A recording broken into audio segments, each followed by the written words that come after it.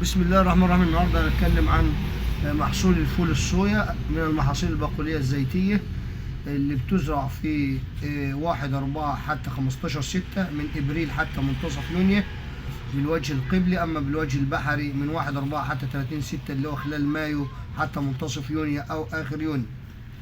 الزراعة بمعدل 10 خطوط على القصبتين، معدل التقاوم من 15 إلى 40 كيلو متر للفدان. التلقيح البكتيري بمعدل كيس 200 جرام للفدان.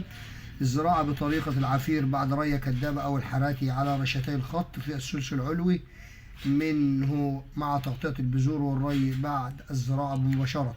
يراعى إضافة جرعة تنشيطية بمعدل 15 كيلو أزوت للفدان اللي هو سلفات النشادر أو نترات النشادر عند الزراعة. الترقيع بعد أسبوعين من الزراعة، الخف طبعا قبل مرور 3 أسابيع من الزراعة. التسميد يحتاج الفدان إلى من 30 ل 50 كيلو نيتروجين موزعة على دفعتين اثنين، يا إما 50 كيلو ملح أو 30 كيلو نترات موزعة على دفعتين اثنين في الريتين الأولانيين بعد رية المحاياة.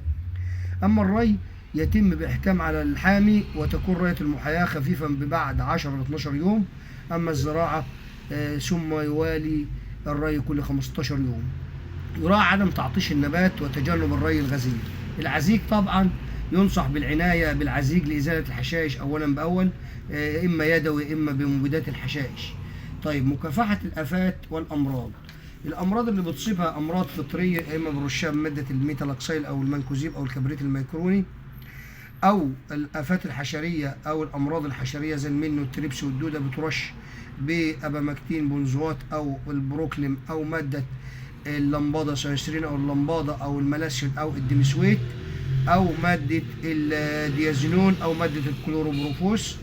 ونركز على أهم شيء الأمراض الفطرية والحشرية. والسلام عليكم ورحمة الله.